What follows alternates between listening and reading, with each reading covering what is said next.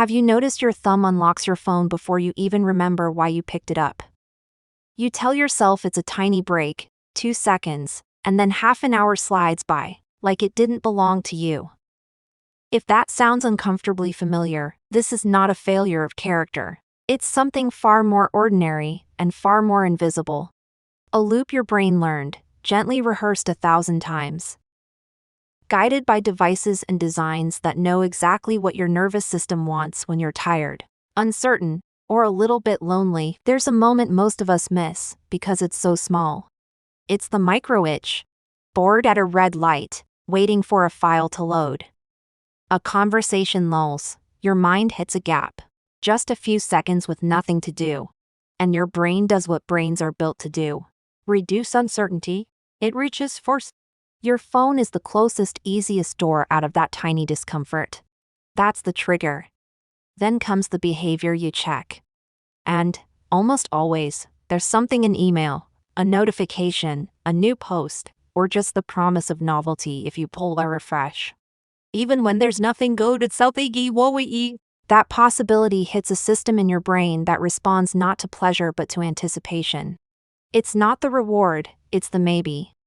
And because the maybe is unpredictable, you don't know which swipe will pay off.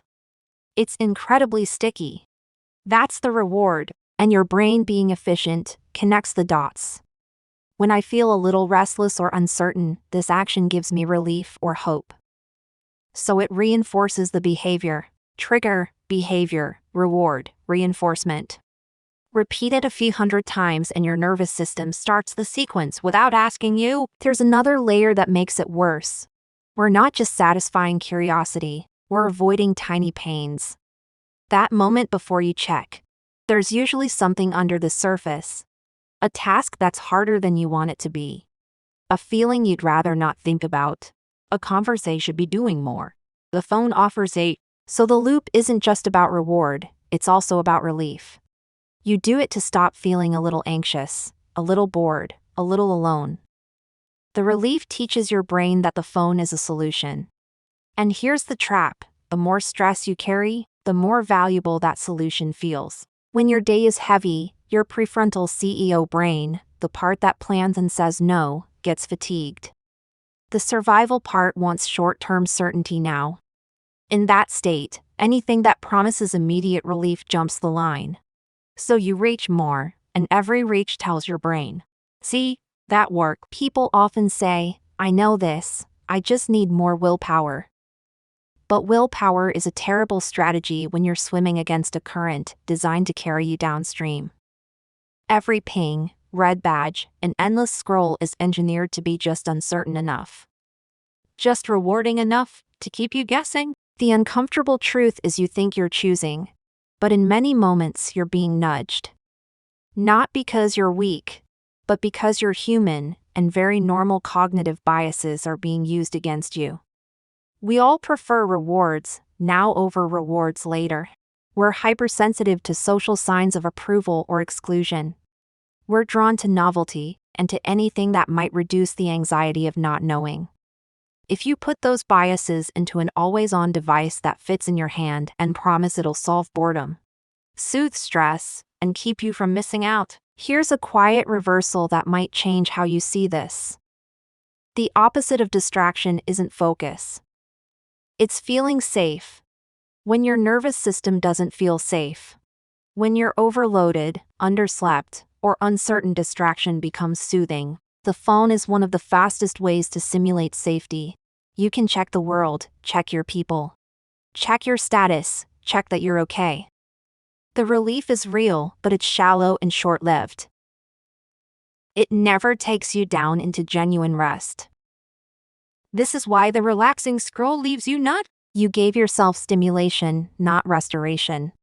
Your attention kept flaring and switching. Your brain caught 100 tiny open loops, headlines without resolution, jokes without context. Someone else's perfect life about why yours feels messy. Each loop asks for mental closure you never did. On top of that, the novelty spikes you think are taking the edge off are keeping your arousal system lightly activated. So your body doesn't really downshift. You close the apps, and what's left is fatigue with no satisfaction. There's another reversal worth sitting with. We often treat boredom as a problem, something to be masked or killed with content. But boredom is a signal, not an emergency. It's your mind's way of saying, I have unused capacity. I want to wander, to integrate, to make meaning. When you reflexively erase boredom, you erase the moments where your brain consolidates memory, decompresses emotion, and lets vague ideas link up into insight. How many of your good ideas arrived in the shower, on a walk, and in the quiet minutes when you weren't feeding your attention with more input? What if the minutes you're most tempted to fill are the minutes your brain needs to heal? So what do you do if you're caught in the loop? If your thumb unlocks your phone before your conscious mind arrives? Start by making the invisible visible. For one day, don't try to change anything. Just notice the reach. Not the hours after, not the shame spiral. The moment of reach. Ask a soft question right there. What am I feeling right now that I don't want to feel? And what am I hoping to find on the screen? Be uncomfortably specific. I'm trying not to start that hard email. I'm trying not to feel alone in this apartment. I want proof that I'm still relevant. I want a quiz. This isn't about judging yourself. It's about mapping the loop and reclaiming 2 seconds of consciousness before it runs. In those 2 seconds, give your nervous system a different first step. A pause. Not as a moral exercise, but as a physiological reset. Try this. The moment your hand moves, exhale slowly. Like you're fogging a window. Long exhales tell your body, "Hey." Then ask yourself a practical question. What am I actually opening this for? Say it out loud. Text Hannah back. Check the time, look up that recipe. If there's a clear answer, go do that, and close it. If there isn't, you caught the loop midair. That single acting the end. It flips a switch from automatic to deliberate. It tells your brain we are using this tool, not being used by it. Of course, there will be plenty of times you won't catch it. That's okay, you don't need perfect control. You need better defaults. The brain learns from friction and ease. So make the behaviors you don't want a little harder, and the ones you do want a little easier. Think about the moments that hijack you late at during tiny gaps at work. What if your charger lived outside your bedroom, and your alarm lived on an analog clock?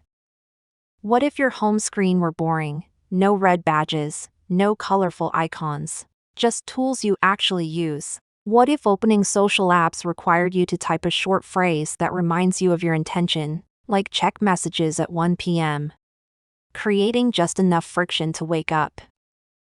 What if you scheduled 2 or 3 check-in windows, not to be strict, but to give your brain the promise that you won't miss out?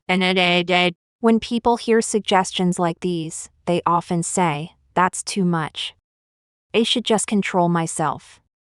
But these aren't handcuffs, they're guardrails. You already live with architecture. Doorways determine where you walk. Design your digital doorways with the same respect. Another small shift that pays off. Give your body an alternative self-soother for that micro itch. If your brain is reaching for relief, give it relief that actually restores. Keep water within arm's reach and take 3 slow sips when you feel the pull. Stand and stretch, enough to move your shoulders and jaw. Look out a window for 20 seconds and let your eyes rest on something far away. It downshifts your visual system. Tell yourself, I can be bored for 60 seconds, and set a timer for exactly 60 seconds. You're not forbidding the phone, you're creating a speed bump. Most urges are waves that peak and pass in 90 seconds. And when you do choose to scroll, do it on purpose. Make a tiny ritual of starting and ending. Light a metaphorical porch light for your attention. Say, 10 minutes, and actually set a timer. When it goes, close it. Not because you're a monk, but because you're practicing being your own driver again. On the relationship side, remember why some notifications bite deeper than others. We're social animals. A missed text can feel like a missed signal of belonging. If that's your trigger, create reassurance without constant checking. Let important people know you'll check messages at certain times and that. Use Do Not Disturb with favorites so you're not anxiously scanning for emergencies. Reduce the number of places people can reach you. Every extra inbox is an extra open loop. Fewer doors, less paranoia that you missed a knock. Does that sound too rigid? Or does it sound like your mind could finally take? There's a choice you get to make every morning that changes the rest of your day. What you do with your first quiet 20 minutes. If your phone is your first fix, you hand your attention to the loudest bidder before you've even met yourself. What happens if you don't? What happens if you don't? What happens if the first 20 minutes, you're stuck? As people think they don't have time, but we're not talking about adding something grand.